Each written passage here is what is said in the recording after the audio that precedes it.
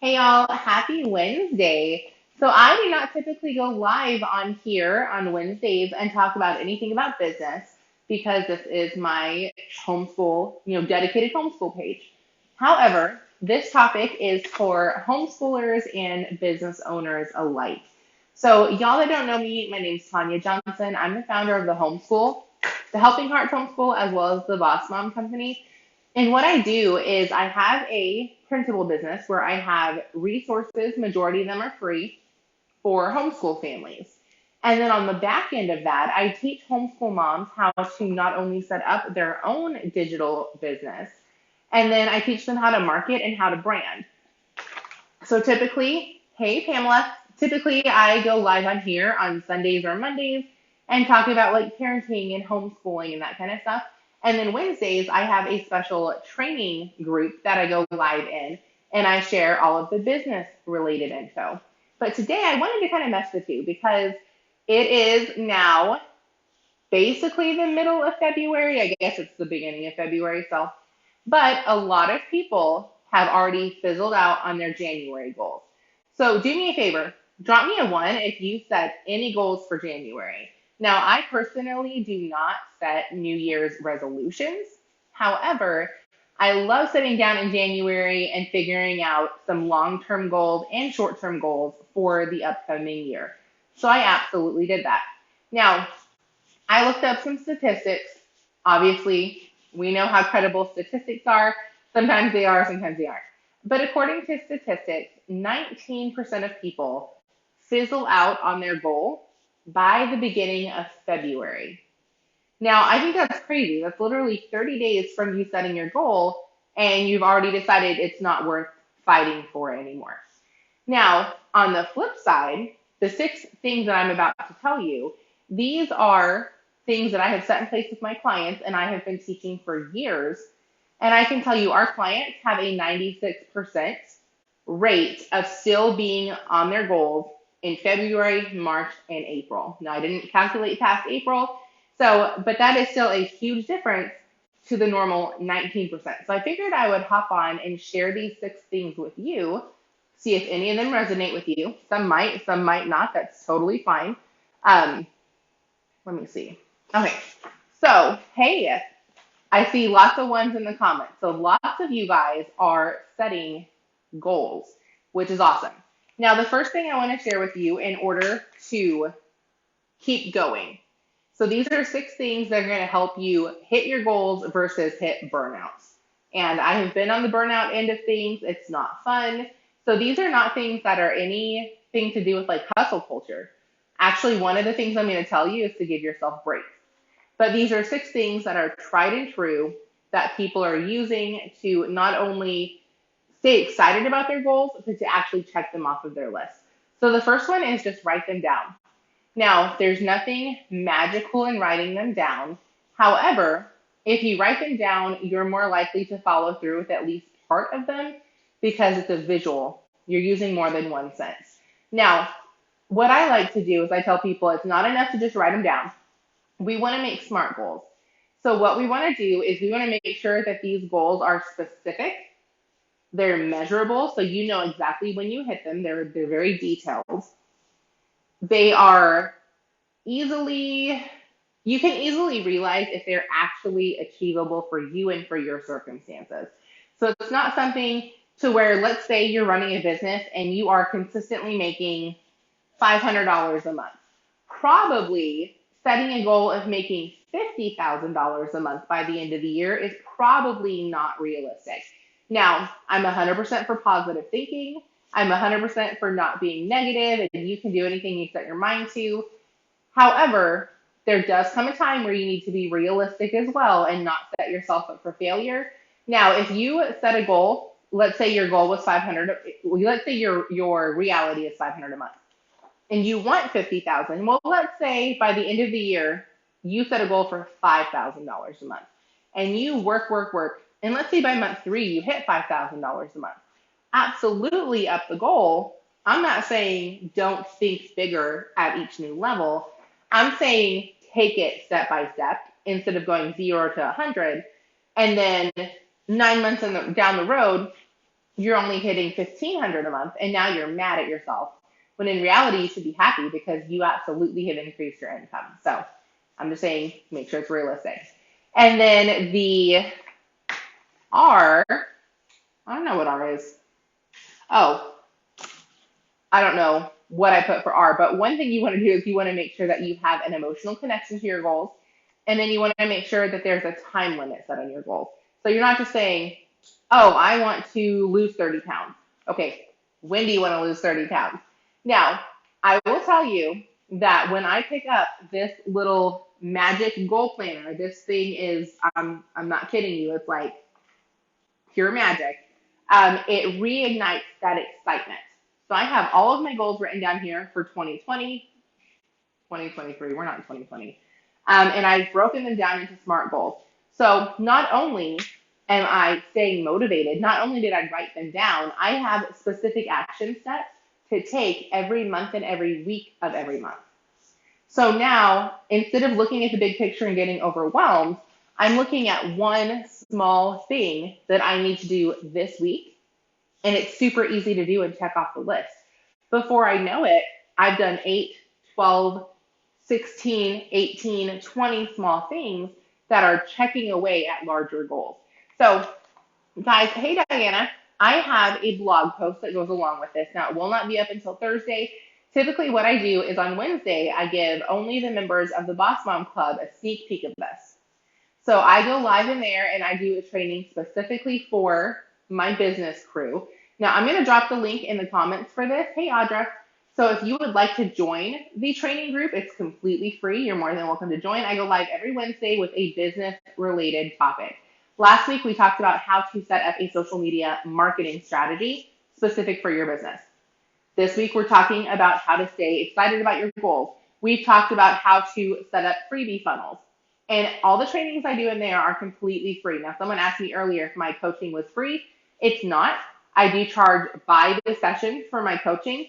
But before I ever coach anybody, I have them tune into some of my free stuff to see if I'm a good fit and if I would actually help their business.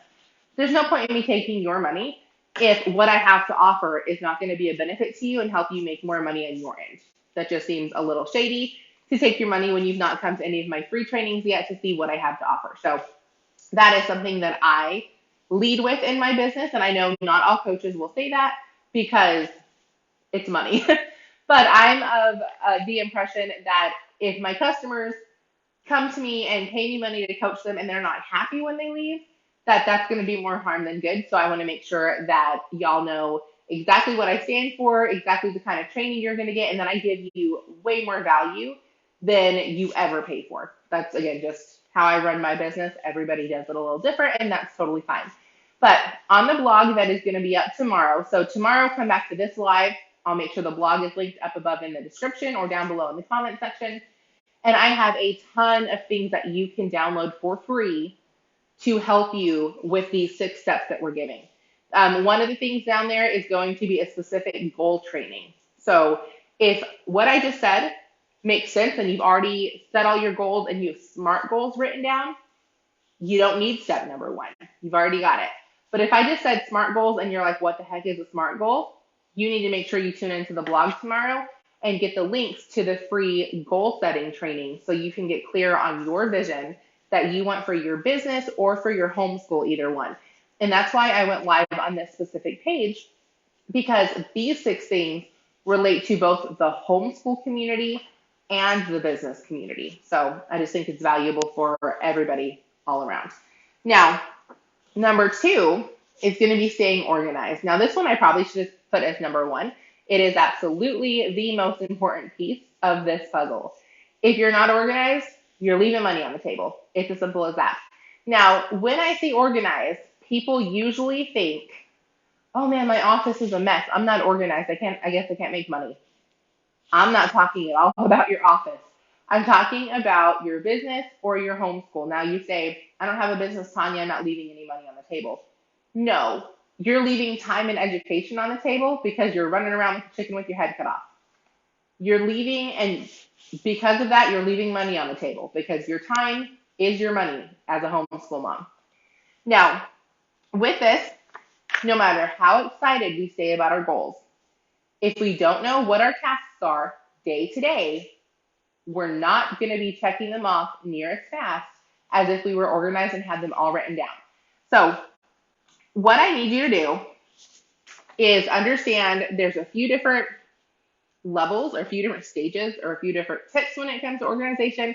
And again, if you head over to the blog tomorrow, there's a whole training on organization. There's a free test quiz that you can give yourself that's going to show you exactly how organized you are. There are free checklists you can download. There is a free like Organize My Life entire packet that you can download over there. What you're going to want to do is stage one, we're going to teach you how to use a planner. Yes, it's important. Yes, it is a process. No, it is not. Let me just grab a $9 planner from Walmart and jot down a few things that I'm going to do today. I'm going to teach you how to use a planner to the most efficient use of your time. And yes, again, there's a system. Like, stop rolling your eyes, Susan, okay? This is real. This is, I don't want to say this is life or death, but this is going to be the difference between a mediocre homeschool and a mediocre business to a very successful homeschool and a very successful business. It all comes down to your systems and the habits that you have in place. The second thing that we're going to do is, again, the to-do list. We talked a little bit about a to-do list. It's talked about a lot more over there. And then the third thing that we're going to work on is just making sure that you have habits in place to overcome the character flaws that we all have. My character flaw is sleeping. My character flaw is I love to hit snooze in the morning. I do not like to get out of bed. So the habits that I have in place, I don't have a habit of I'm not going to hit snooze because I've had that habit for a long time and it never worked. So what I did is my habit is, well, two habits, I guess. One of them is my phone does not come to bed with me. It sits across the room. So I cannot reach my phone as my alarm.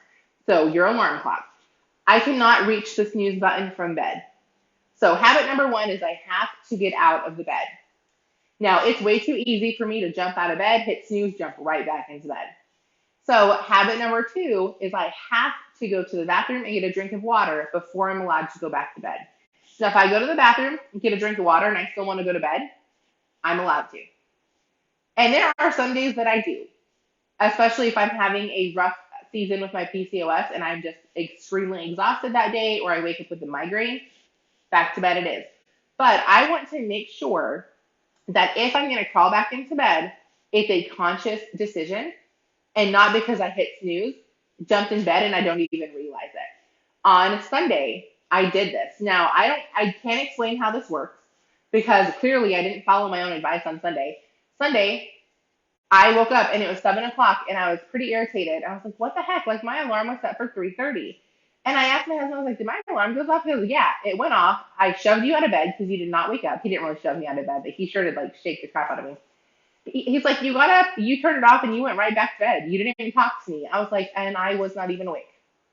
Have y'all ever done that? Like, have you ever hit snooze, went back to bed, and you didn't even realize what you did? Like, you woke up thinking your alarm didn't work, or like you have no recollection of this whatsoever. That was me on Sunday. But usually, my process does work. My character flaw is hitting snooze.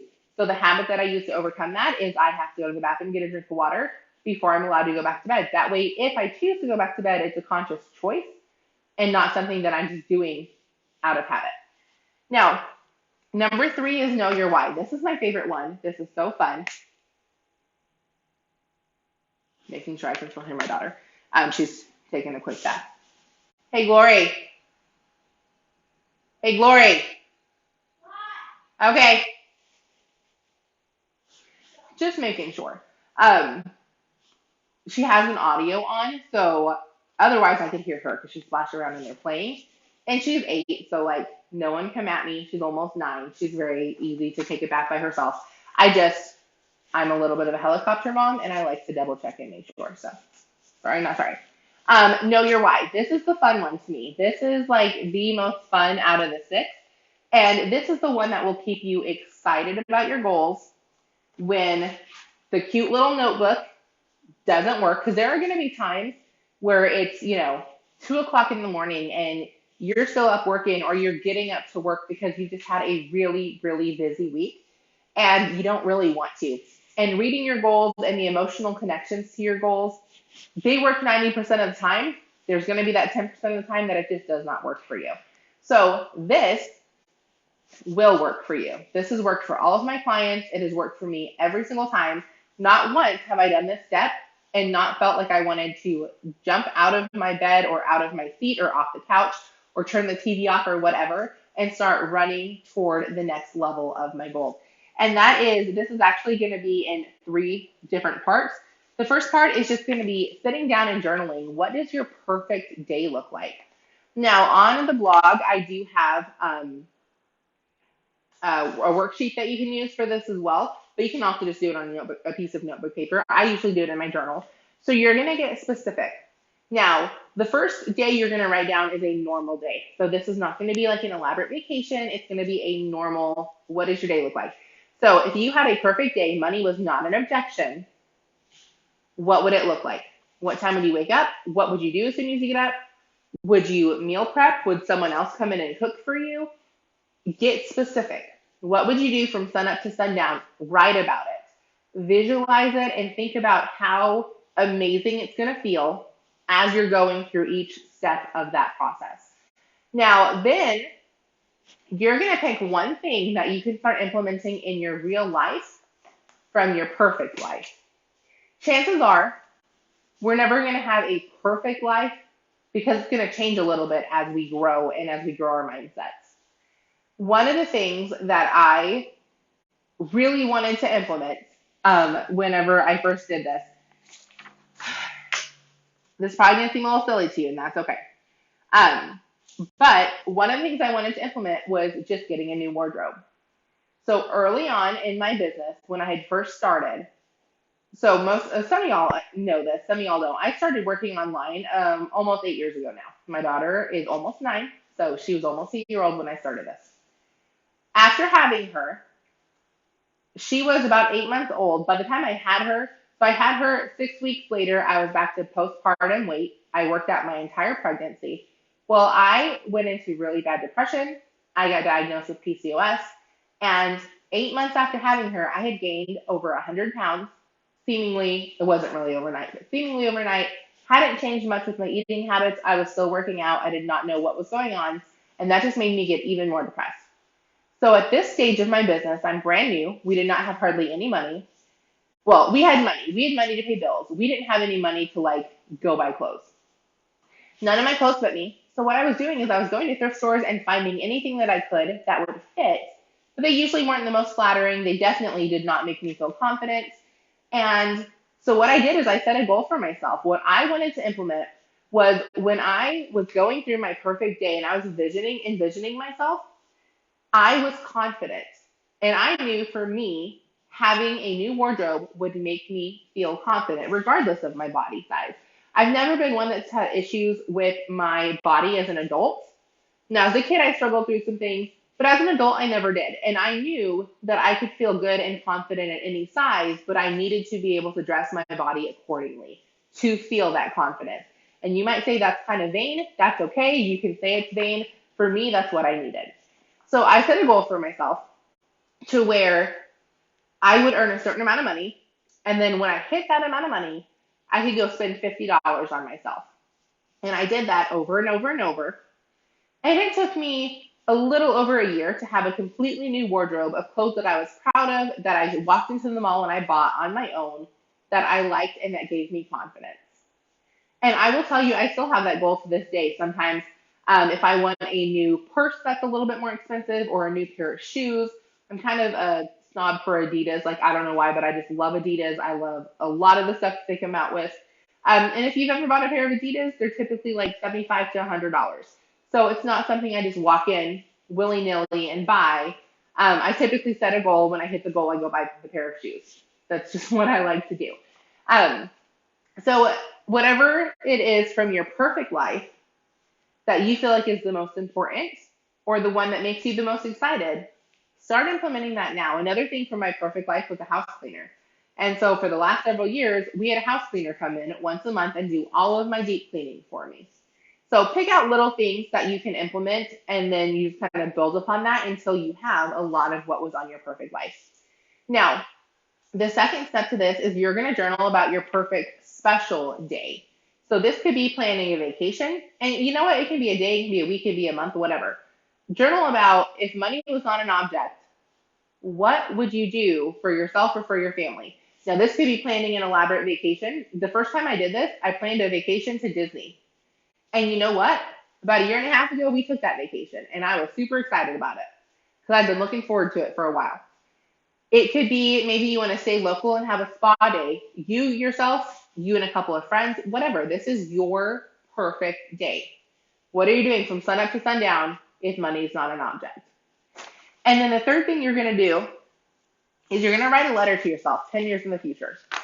Now, this is the one that really gets me worked up. So the first time I did this, you can go to the blog and you can read it. I did this in 2018. I wrote a letter to myself 10 years in the future, and I detailed everything. I detailed what accomplishments I had made. And again, I'm writing it to myself. So I'm writing it to myself from myself. So Tanya of 2028, no.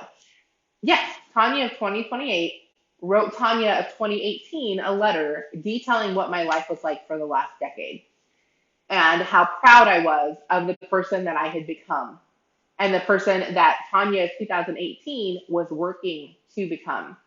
I talked about my health. I talked about my family. I talked about my job. I talked about glory. So again, you can read it and see exactly how it's laid out, but you're just talking about what happened over the last 10 years and you're visualizing all of that as you're reading this letter. So you're going to keep those three things. You can type them up, you can put them in a frame, you can put them in a journal, whatever, but you're going to keep them to where you are constantly able to read through them and feel those emotions when you are not excited about hitting your goals. Now, one thing that really shook me the first time I did this is realizing that how short 10 years is. When I first did the exercise, I believe Glory was going to be 15 at the time of like my 10-year letter writing. Now, I'm going to do this again. And just thinking about it, I'm like, oh crap, like in 10 years, my kid's going to be 18 and basically out of the house. And I get it. She doesn't have to leave at 18. She doesn't have to go to college. I'm just saying eventually she's going to grow up and she's going to want her own life. That's how God designed it. He gave us our kids for a season. And then they go and they have their own kids and their own families, and it's just a cycle. So one thing I wanted to really make sure was that I was intentional with my time and that my daughter and my husband came first, not my business. My business, I work incredibly hard at. Y'all know because I show up for you all the time. A lot of y'all are in my DMs asking me questions. I love that. But sometimes I'll flat out tell you, like, hey, I don't have time to find the answer for that right now. I'm doing XYZ with my family. Hit me up in a couple of days and I'll find it for you.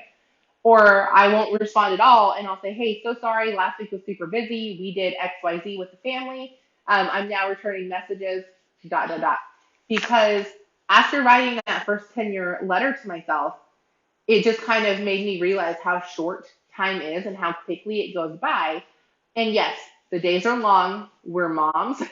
Sometimes it feels like it's going to be forever, but then you turn around and your kid's 8 or 9 or 10 or 15 or I have friends that have 20-year-olds and they're like, Tanya, like it goes by so fast. So could I be much wealthier than I am now if I let somebody else raise my kid and I just focused on my business 8 to 12 hours a day? Yeah, absolutely. I have the systems in place that work. Do I care that I have a little less money because I have the time with my daughter while she's here and while she's young? Absolutely not. I'm going to have 30, 40 years after she graduates and moves out and gets married and all that stuff that I can focus on more on my business if I want to. I probably won't. At that point, I'll probably want to enjoy my husband. I'm not anti-money whatsoever, clearly, but I think there are a lot more important things than money. Now, having said that, the next question I want you to write down is, what do you think of when you think of money? What I think of is freedom. Now, money does not buy happiness, but money absolutely buys choices. I just told you the story of saving up to buy shoes and certain things. I remember when we were newly married. I don't think we had Glory yet. I might have been pregnant with her. 99% sure we didn't have her though. My husband and I were sitting in a parking lot of a Salvation Army, and I needed a new pair of dress shoes for something. I don't remember what it was, but I desperately needed a pair of shoes. It might have been for work because I had to wear like business casual to work at that point. And we had $10 in our bank account. And he told me, he's like, you can go in and you can buy a pair if you really need them. You have to make sure that they're not over $10. Like we cannot overdraw our account. But I prefer if we don't spend our last couple of dimes on a pair of shoes. And I remember sitting in the front seat bawling because I did not have money to even go into a thrift store and buy a pair of shoes. So I don't tell any of my story to brag. I tell my story to give you hope. If I can do it, you can do it. God absolutely will bless what you put your hand to as long as you are working it with integrity. And that is something that I consistently tell my clients. I don't care if they're in the MLM. I don't care if they have their own business. Whatever you're doing, you need to be doing it with integrity if you want God to bless it. And that is something that I have shouted from the rooftops from the beginning of 2016 when I first started showing up on social media and teaching people how to monetize their social media, their Instagram, their Facebook, their TikTok, all that stuff. So, all that to say, make sure you know your why. You've got clear things written down and go back and visit those very, very often.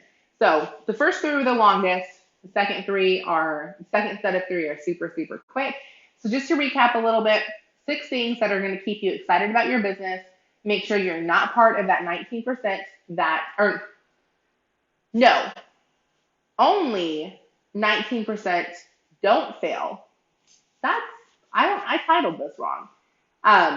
It's not 19% that fail. It's 19% are the only ones who are still kicking at their goals after February 1st. So what is that? 81% of people fail in their first 30 days. I need to change this title apparently because, listen, I'm like real smart sometimes. And then other times, I do things like I did today. Ooh. Okay, before I do these last 3, I'm going to tell you all a story, okay? You ready for a story time? So we had a Valentine party on Monday. One of the little girls brought Glory a hostess gift. I thought it was super, super sweet. Well, in there was a Hershey's Kiss, like the big ones. After the Valentine party was all over, we cleaned up, all the kids left. Glory was going to sit and get a little bit of TV time. I was going to sit and get a little bit of work done before Brett came home from work because he's coming home at night now, right now. She asked me, she said, hey, Mom, can I have the Hershey's Kiss? I told her yes. So I thought it was like those chocolate bunnies for Easter, like they're hollow. So sure, you can have the chocolate kiss. Like, yes, it's probably more sugar than you need tonight, but it's a party night. Go for it. An hour later, she brings me a chunk of chocolate. She goes, Mom, I'm almost done. I've been gnawing on this thing for an hour. It was a solid Hershey's Kiss, and I let my kids sit there and eat the entire thing. So if you ever thought you had a mom fail, welcome to the club. I do them quite often. That was my last one, my most recent one. So hopefully it's my last one, but it probably won't be my last one. So 6 things that keep you excited about your goals. The first one is writing them out. Second one is staying organized. Third one is knowing your why. Just a reminder, there is a blog post up. It'll be up tomorrow. It has links to tons and tons of other free trainings, and it has your weekly freebie. So you want to make sure you head over there and get the freebie. Now, number 4 is keeping your blinders on. There are hundreds, if not thousands, of coaches on the internet, just like myself, who are telling you how to build your business. We've all done it. We've probably all done it in different ways. We all have a wealth of knowledge to share with you.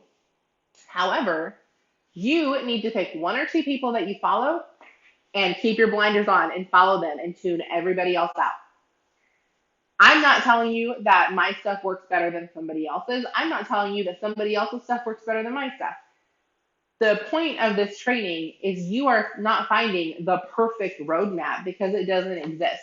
Building a business, building a homeschool, building a fill in the blank is messy. You're finding the perfect roadmap for your family.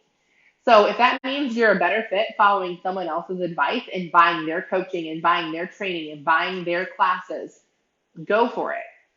I am not telling you to follow me. I'm telling you to follow somebody that aligns with your values and the info that they're giving you works for your schedule and for your family. That is what I'm telling you. Now, for the dozens of y'all that have partnered with me just last week when we had a sell on one of our courses, first off, thank you. I'm humbled that you follow me and that you consistently tune into my training and that you're asking my advice. Like, there are still times I'm like, man, your account looks so amazing. Like, I'm super humbled that you're coming to me for advice. But second off, you've bought it and you've committed. So now follow through with the training, follow through with the advice. Don't jump from thing to thing to thing to thing and coach to coach to coach to coach, or you're never going to make any headway. You're just going to be dog paddling all over the ocean instead of actually getting to the shore. So keep your blinders on, pick whoever you're going to follow and actually follow them. That's number 4. Number 5 is focus on one medium. Now, this is specifically for my small business owners who are building on social media. Focus on one platform. If Facebook's your jam, do Facebook. Now, I love Facebook because I do the free referral program on here. If Instagram is your jam, do Instagram. Instagram is great for the hardcore marketers. Like, you understand how to market products to your warm and cold market to get people to actually buy them. Instagram's your home. Now, TikTok, I'm sure there's a time and a place for. Pinterest, I know, can be really big. LinkedIn is probably a good one. There are several out there. Personally, I typically stick to Facebook and Instagram, and then I do a little bit of YouTube and TikTok as well. But Facebook and Instagram are my jam. On at the social, rewind. On the blog, there's a quiz that you can take that'll point you to which platform is best for your business and your personality. If you want to take it, go take it. I know why my nose is getting stuffy. Like, I'm not sick and I don't have allergies right now, but I'm starting to get congested as I'm talking. So just focus on one thing, build a successful brand on one platform, and try not to get overwhelmed with putting your, what is it called? Is it irons in too many fires? Is that the saying? Someone help me down there that's smarter than me. I think it's irons in too many fires. And then number 6 is take days off. I know that probably sounds a little counterproductive. I think counterproductive is the word I meant to use there. Whatever, y'all know. You know, right? Counter something. But you have to prioritize your mental health. You cannot burn the candle at both ends all the time. You've got to prioritize your family. You've got to prioritize your everything. So stick to whatever schedule it is that you have for your business, however many days a week you're working, however many hours a day you're working, whatever it is that you and your spouse or your kids or your family have decided is a healthy limit. Stick to that and give yourself a lot of grace. Let yourself take days off. Now, for me, that looks like shopping. I love to shop. Like, I'm not even going to apologize for it. I like to go shopping. I like to have game days and movie days with my family. I like to sit down and read a good book that's not self-development.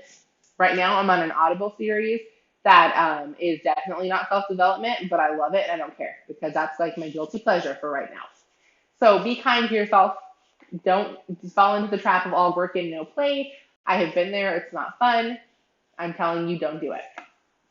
So final thoughts. Setting goals in January is awesome. I think everybody should reassess once a year and then monthly do their little reassessments to make sure that they're on track. But it's not enough to set a goal if you don't know how to get there.